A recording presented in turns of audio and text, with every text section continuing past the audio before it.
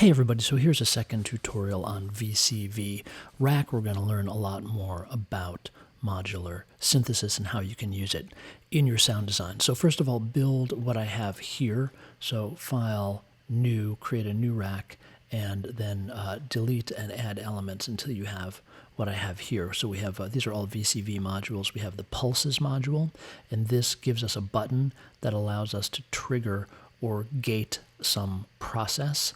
So this just is a row of buttons that we can assign to whatever we want. So we have some interactive control in our patch. We have the adsr, which we're going to be talking about here. That's the attack, decay, sustain, release envelope generator. We have the scope that we're familiar with from last time. You can see that's connected to the output of the adsr. We have a VCO, a voltage controlled oscillator, that we looked at last time. We're using the sine wave output of that right now. And now we're using the mixer in a way that we saw last time, but instead of having an LFO controlling the amplitude, we're having this attack, decay, sustain, release envelope controlling the amplitude of channel 1 of the mixer, and then we're sending that output to a scope and also to our audio 8 output, and I've of course assigned that to my external headphones so that I can hear it. So let's see what this does first of all. When I tap the button here, it's going to gate the adsr, which will alter the volume of the VCO. So what's happening is when an adsr is gated, it takes a certain amount of time to raise from minimum voltage to maximum voltage. So you can see here as I turn up this attack time, the rate at which the sound reaches its full volume will decrease. It'll take longer to get to its full volume. So here with a very slow, a very high attack time, watch how long it takes to reach its maximum volume.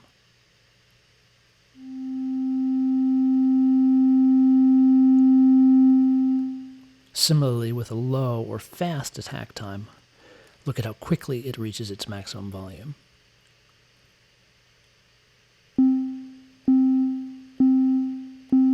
Right, so this attack time, and if we right-click this, we can actually see it in milliseconds.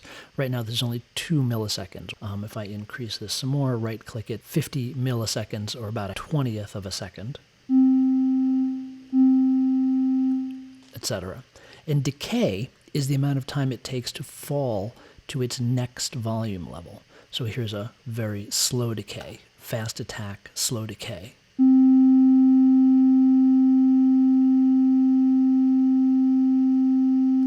Here's a fast attack, fast decay.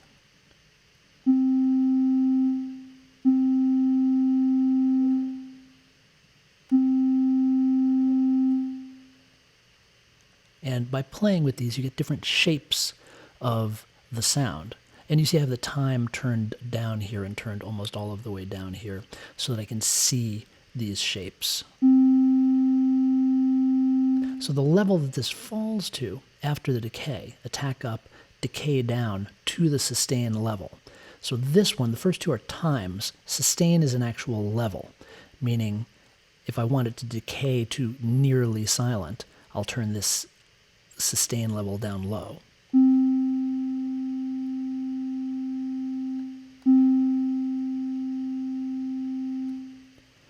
With a quick attack and a quick decay, this is going to sound like this.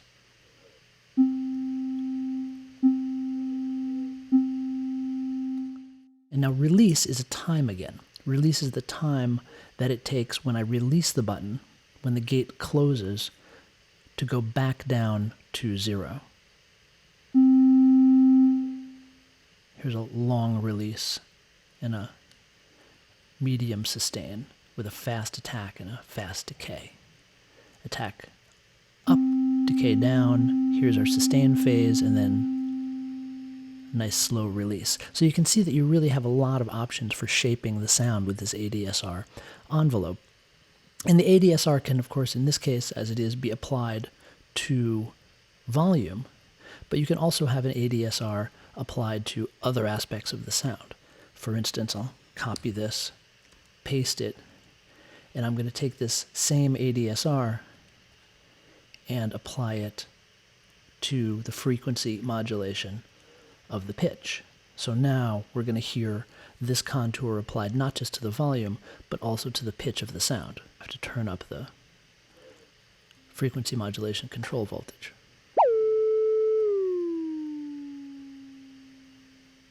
Make it less extreme.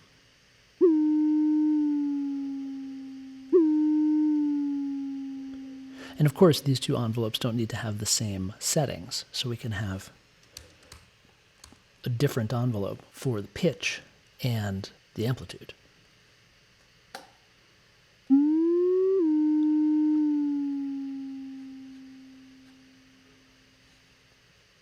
So here my decay time won't matter because my sustain level is my maximum level. So the pitch is just going to rise and then fall. Slow this down.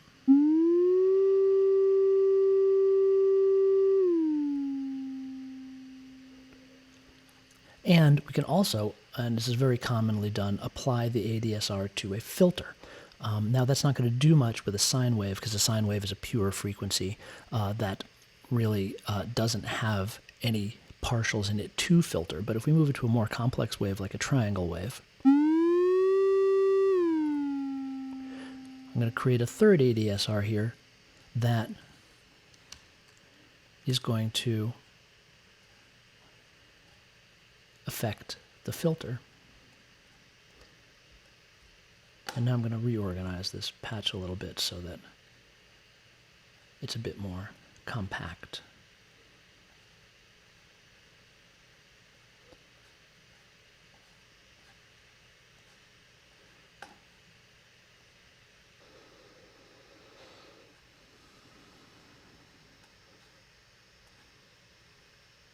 I'll take the output of my triangle wave, pass it through the filter, and use the low-pass filter output here. And for just a moment, I'm going to disconnect this entirely, just so we can hear what the filter itself is doing.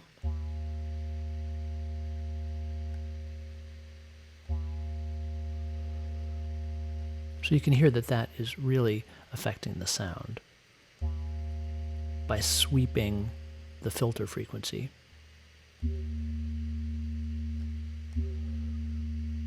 And of course, the same thing applies. We can have a slow attack and a slow decay.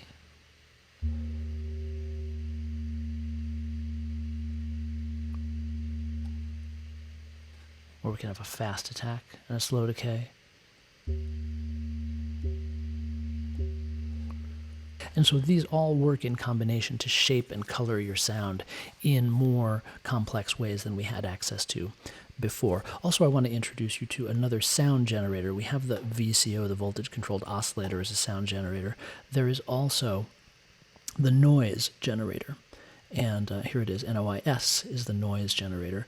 And white noise is the static, like TV static that you're familiar with. There's also lots of different flavors of noise: pink noise, red noise, blue noise, gray noise. And if you right-click any module, you can go to the manual page on the website for that module and read a little bit more about it. But here we can turn down the volume on number 2, just plug some white noise into it. And that's what white noise sounds like, and as opposed to, for instance, red noise, which is going to have a larger, lower frequency component. More like ocean wave kind of noise. So this is a really cool sound generator. It gives us a lot of possibilities. It doesn't have pitch, so we won't be able to do anything with its pitch the way we can, or frequency, the way we can with the voltage-controlled oscillator, but we can certainly give it a amplitude ADSR and a filter ADSR. So let's do that and see how that works. So we'll take our voltage controlled filter, copy that, paste that down here, take one of the ADSRs and paste it down as well. And we'll take our white noise, pass it into the filter. We'll take the low-pass filter output of the voltage-controlled filter, put that into input 2 of our mixer, and then we'll take the output of our ADSR and apply it to the frequency, and then we'll use another button number 2 here on our pulses to gate the ADSR.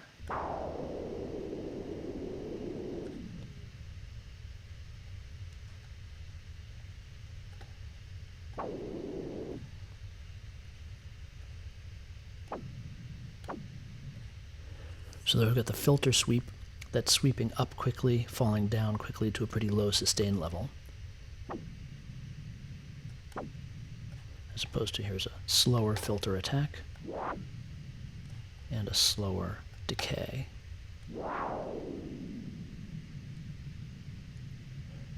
And of course, we can put some resonance in this too to create an amplification at the cutoff frequency.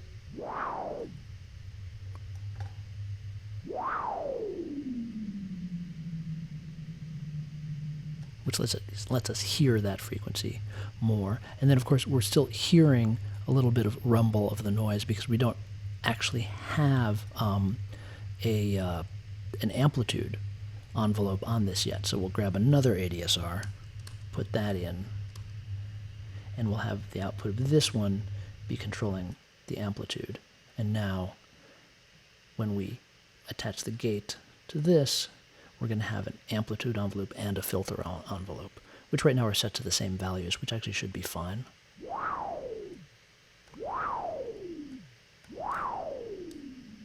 But we can, of course, set them differently if we want to.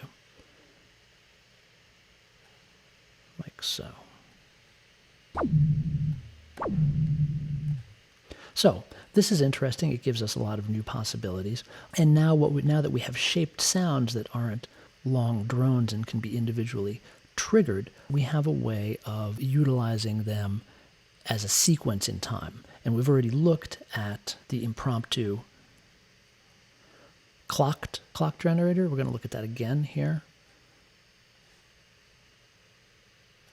And we can take a clock output and use it to drive these envelopes rather than using the buttons to drive the envelopes. So I'm just going to actually delete my pulses object here and just take the clock output and use that to drive the ADSRs.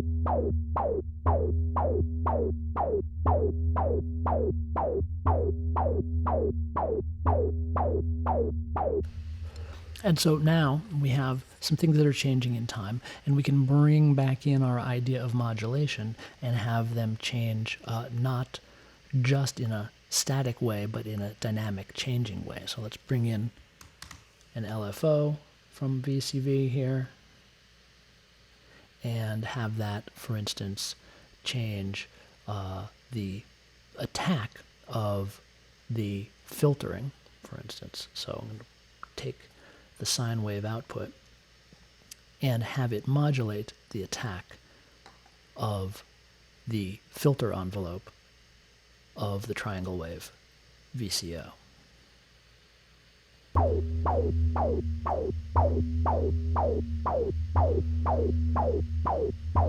So we can see it's a very slow attack now, and as the LFO changes,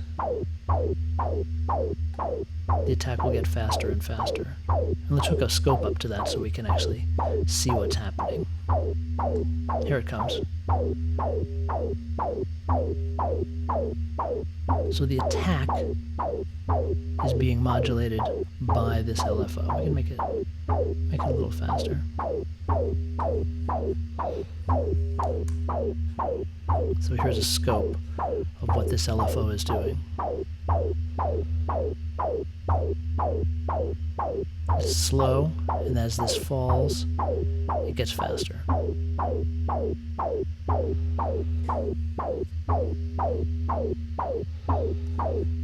We can take another LFO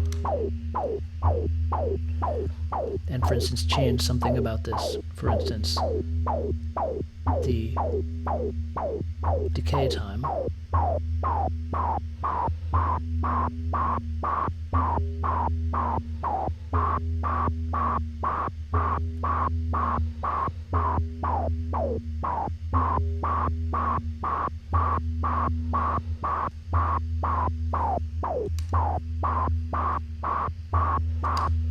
Let's take a look at what that's doing.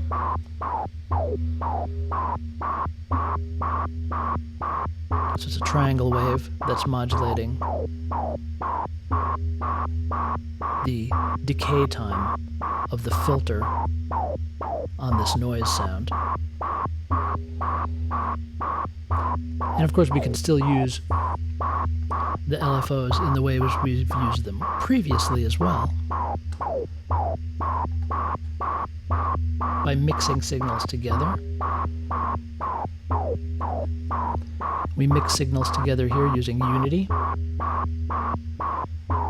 So I can have this ADSR be not the only thing that's modulating the voltage-controlled filter, but I can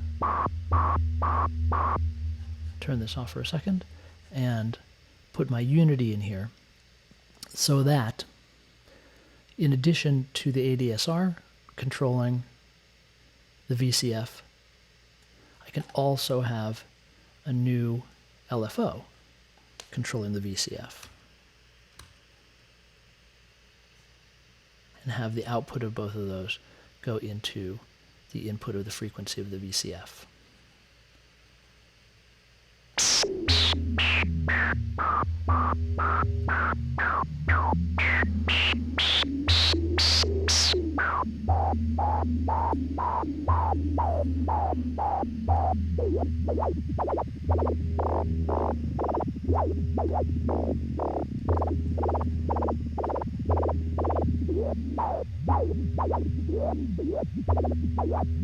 And of course that's interesting if I have another LFO modulating the frequency of this LFO.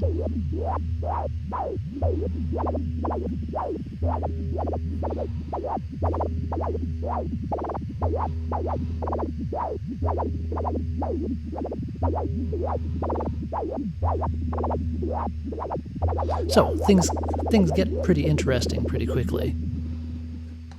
So as you can see, patches start to get pretty crazy, and this is, one of the potentially frustrating parts of working with modular, but it's also one of the exciting parts. And as you get more and more comfortable, you're going to put fewer and fewer scopes in, which actually makes your screen much clearer, because we don't really need all of these scopes. And also, we can organize things into sections. So here we have two LFOs that are both related to the voltage-controlled filter. So we can put that there. The voltage-controlled filter is filtering noise, and we also have an ADSR that's related to the voltage-controlled filter. So we can sort of lay things in a more logical arrangement. And then we have another LFO here that's interacting with the VCF. So, we can sort of arrange things so they make a bit more sense on the screen. But still, no matter what, it's going to be a cable salad. And that's, again, part of the fun and part of the frustration of working in the modular methodology. But, short of coding, there isn't really another way to do this. There isn't really another way to get this level of complexity in your sound design. And this is one of the reasons why this approach has really stood the test of time, and people still love working this way, because you can get a range of expressiveness in sound that it's hard to get any other way. So feel free to organize your patches so that they're pretty readable to you. I've been doing this, for a long time, so I'm going to be able to read your patches pretty clearly, even if it's hard for you to read your own patches. I'm going to be able to see what you're doing and see how you're approaching things. So don't worry about formatting it in a particular way. For me, you should format it in a way that makes sense to you. So let's take a look at one more idea here, which is sequencing. Here's a SEQ3 module, which is, again, by VCV, and it has its own internal clock, but we can also drive it with an external clock. So there's an EXT CLK input, so we can drive this from our clocked. And what this does is it steps through the steps in the sequence and outputs a gate each time it steps, but it also outputs the knob settings of row 1, row 2, and row 3 from these three outputs here. One thing we might want to be able to change is, for instance, the bass pitch of that VCO here.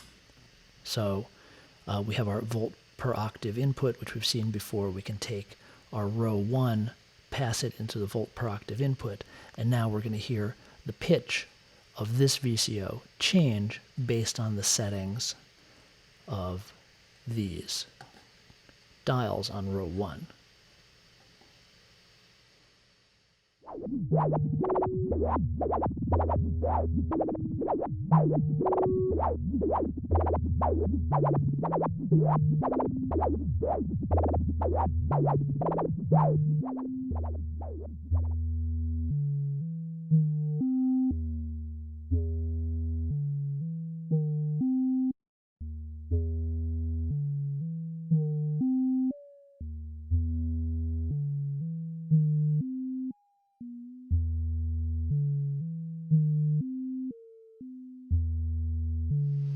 And of course, there's 3 rows here that we can use to control different things. We can also set the number of steps. By default, it's set to all 8 steps, but we can, for instance, only run the first 4 steps. And now it's only cycling through these first 1, 2, 3, 4.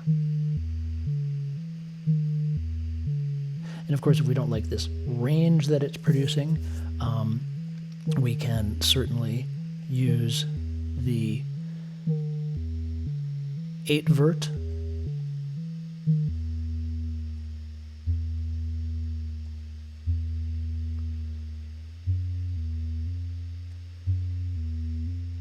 to change the range or even invert the range.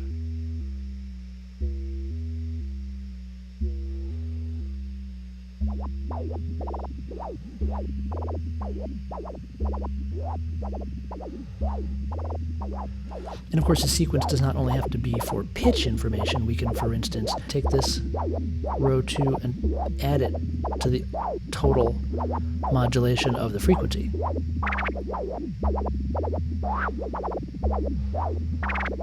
We hear step 2 a lot. That's step 2 right there. 2, yeah.